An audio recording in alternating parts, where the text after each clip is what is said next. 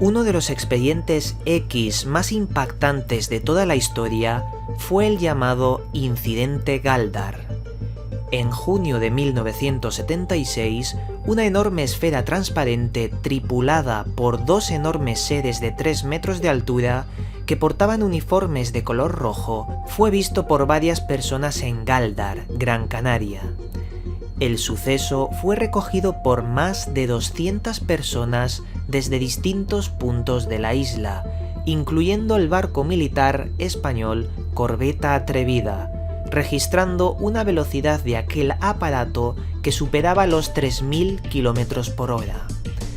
El expediente Galdar fue desclasificado en 1993 por el Ejército del Aire Español, con la conclusión de fenómeno inexplicable. ¿Qué pasó aquella noche en Gran Canaria? ¿Cómo es posible que tanta gente viera el mismo fenómeno? ¿Qué eran esos seres gigantes que se dejaron ver aquella noche y sobre todo, qué papel juegan los hombres de negro días después del suceso?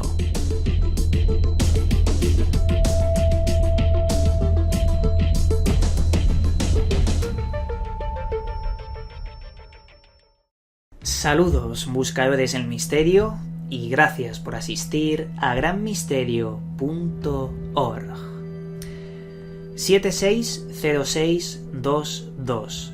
Este es el número de un informe de más de 100 hojas desclasificado en 1993, en octubre, por el gobierno del Ejército del Aire Español.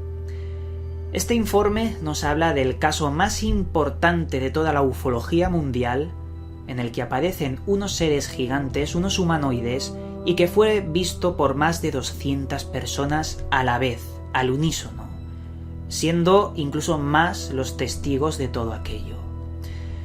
Ya os digo que el caso Galdar, como fue llamado en Gran Canaria, yo lo situaría por encima del incidente de Roswell, en el que se estrelló supuestamente una nave extraterrestre y se recuperaron 2 cuerpos. El incidente Galdar es mucho más importante, porque podemos descartar todo tipo de fraude, ya que si fuera un fraude tendríamos que decir que estarían mintiendo más de 200 personas, y al contrario, esas 200 personas coinciden en muchos detalles con lo que se vio.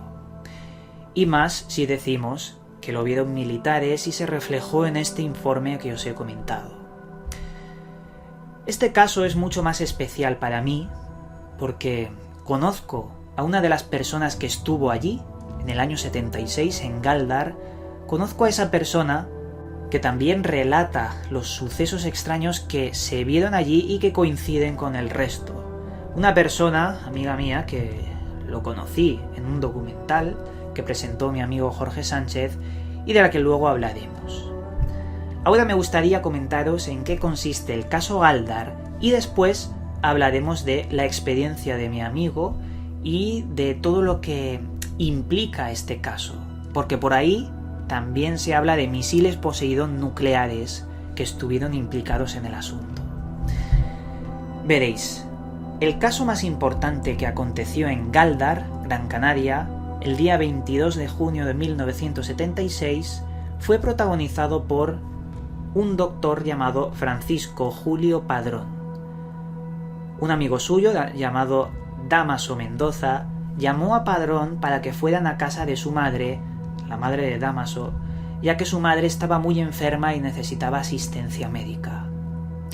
Acto seguido, los dos, Padrón y Dámaso, llamaron a un taxi para que fueran rápidamente a casa de la madre de Dámaso y así poder curarla.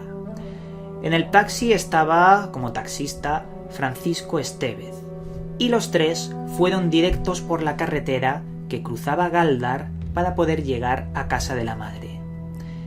En ese trayecto vieron algo imposible, una esfera transparente de más de 30 metros, digo transparente porque ellos describen cómo las estrellas se veían entre la esfera y el coche, y en esa gran esfera de 30 metros que salió de la derecha de la carretera, pudieron ver de forma totalmente clara y a unos 4 o 5 metros muy cerca de ellos unas figuras humanoides de más de 3 metros, con un traje entallado de color rojo, una cabeza apepinada que parecía tener una escafandra o casco, y tenían los brazos en ángulo recto, como si fueran muñecos. Estos dos gigantes que se movían, pero solo les enseñaba el perfil de su cuerpo, también tenían 3 consolas de mandos en esa esfera y una enorme columna que ellos describen como líquida o gaseosa, que tenía un movimiento biológico. La esfera estuvo ahí durante unos 15 minutos, de los cuales el coche estaba parado también 15 minutos porque no podían salir de su asombro ante aquella visión.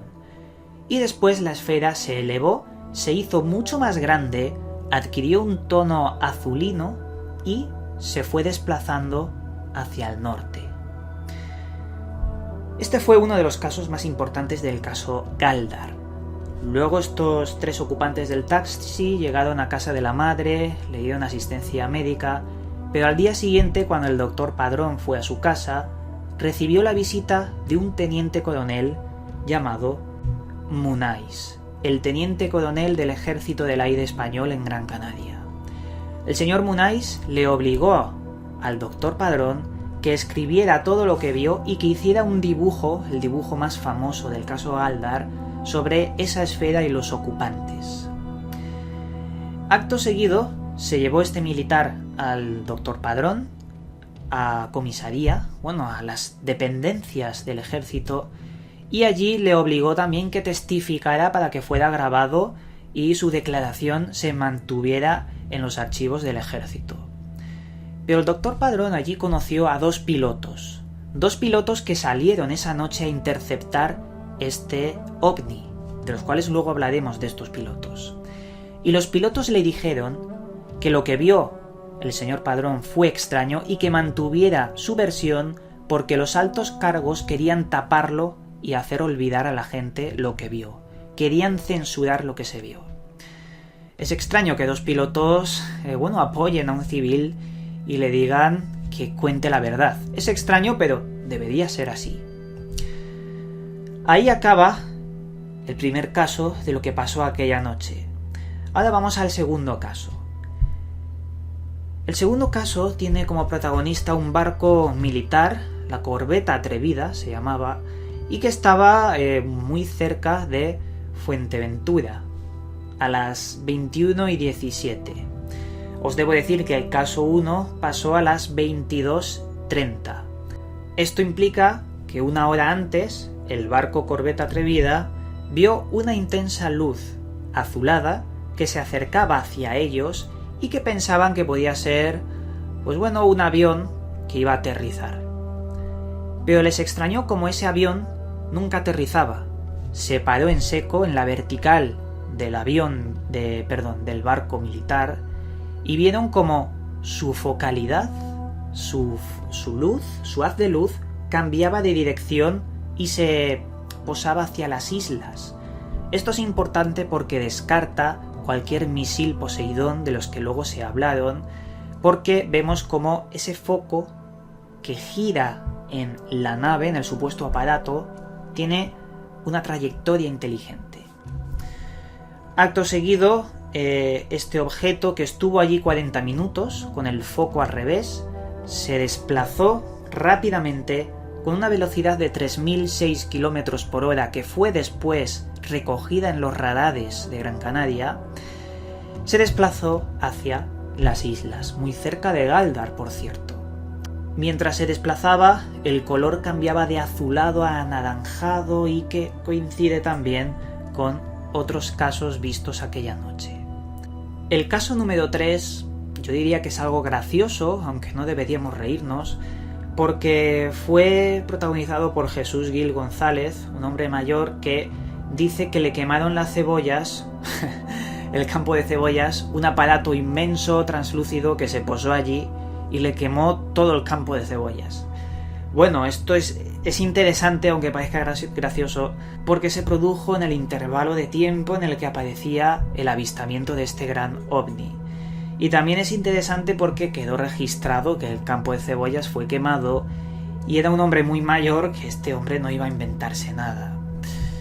Pero bueno, y ahora vamos al caso número 4, del cual es posible que hagamos un segundo vídeo sobre este caso número 4, porque conozco al protagonista, es un hombre muy mayor también, que sigue vivo. Me lo encontré en un documental que protagonizó y presentó mi amigo Jorge Sánchez, en el que participaban personas de alta gama dentro del mundo del misterio, como, por ejemplo, el director de Espacio en Blanco, también Pedro Amorós, algún colaborador de Cuarto Milenio. Pero en fin, allí conocí a este hombre que me atendió, fue muy simpático conmigo y me contó lo siguiente. A las horas que pasó todo esto, él iba conduciendo con unos amigos por una carretera y de repente vio cómo un montón de coches estaban parados a la derecha en la carretera y los ocupantes del coche salieron a mirar una montaña. Entonces, el protagonista, mi amigo, paró el coche también, se sumó a la gente y todos ellos, le preguntaba, ¿qué estáis mirando? ¿Por qué habéis parado los coches? Y lo que vieron era una enorme luz que estaba en la montaña y esa luz que se hacía más grande de color azulada soltaba unas luces de color rojo más pequeñitas por un lado que parecían moscas y luego se volvían a meter a esa esfera, así constantemente, hasta que de repente todo eso desapareció.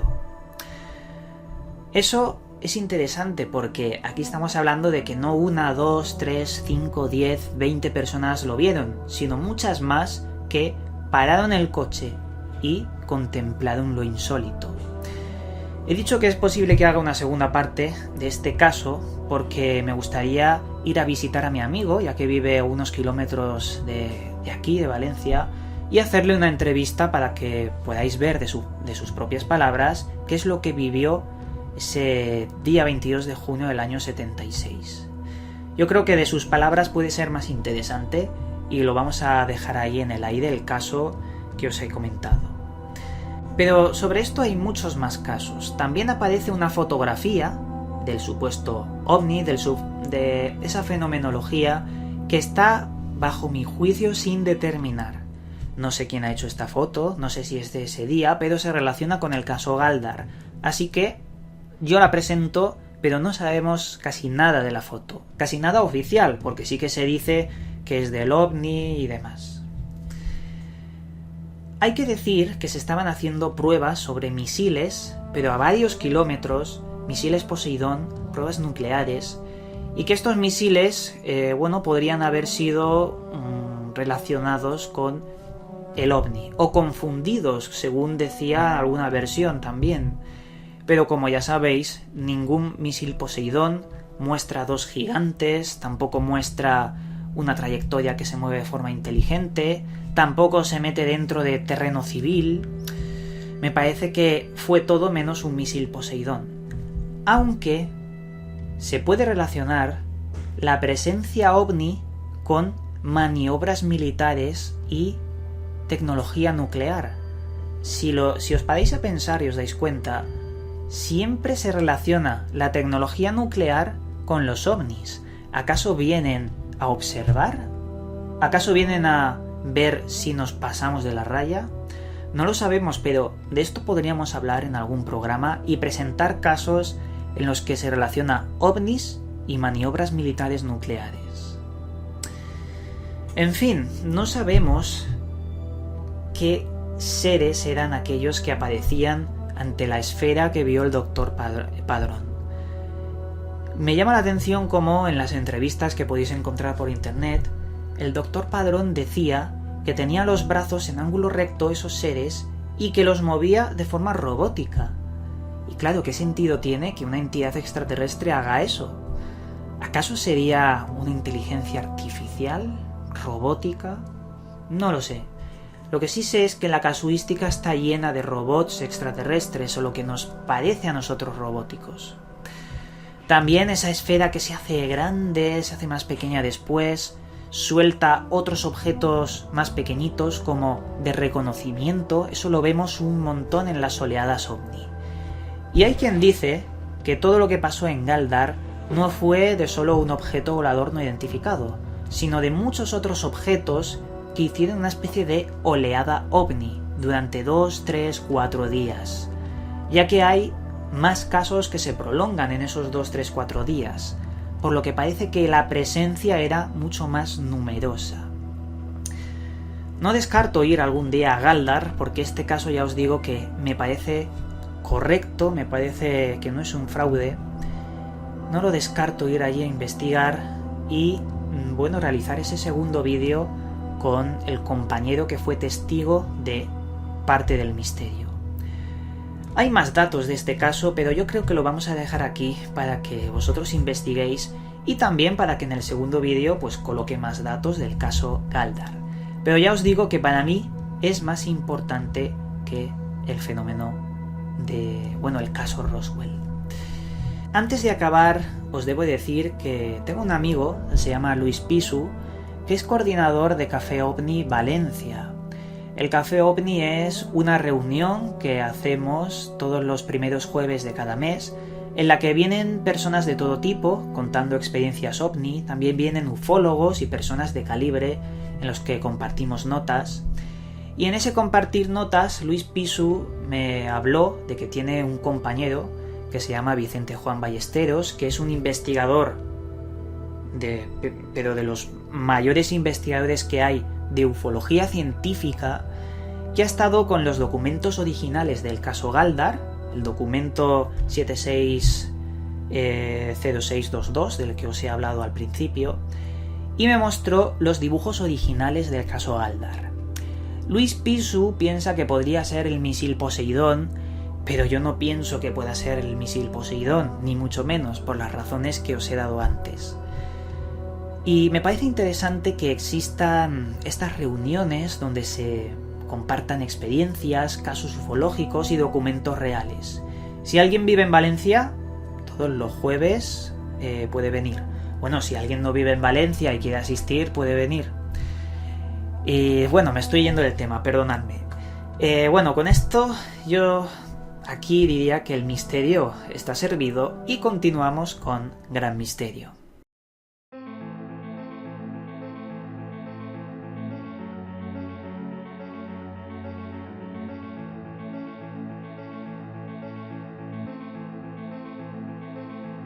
Esta vez, en la sección Libros Recomendados, os traigo un libro muy relacionado con el tema que hemos hablado hoy del caso Galdar. Encuentro en Montaña Roja, escrito por J.J. Benítez. Un año después de lo acontecido en Galdar, en Montaña Roja, un avión de la compañía Recife vio una extraña luz que soltaba luces más pequeñitas, que tenían forma de lenteja, y que parecía, extrañar a todos los tripulantes del avión, algo similar al caso Manises. Esa esfera, que fue vista por muchas personas, es el motivo de la investigación de J.J. Benítez, que cogió provisiones, se fue a Montaña Roja a interrogar a las personas, a sacar declaraciones y a esclarecer qué es lo que se vio en Montaña Roja. Yo creo que es un libro relacionado con lo que hemos hablado, por la cercanía de los sucesos y también del lugar, y me parece interesante la buena ufología del pasado, ya que puede revelarnos muchos datos en el futuro. Y nada, con esto aquí acabamos este programa, os mando un cálido abrazo y nos volveremos a ver en otro vídeo. Antes hemos hablado de documentos desclasificados, avistamientos OVNI o incluso proyectos secretos que provienen de Estados Unidos. Pero también hay que investigar otros lugares,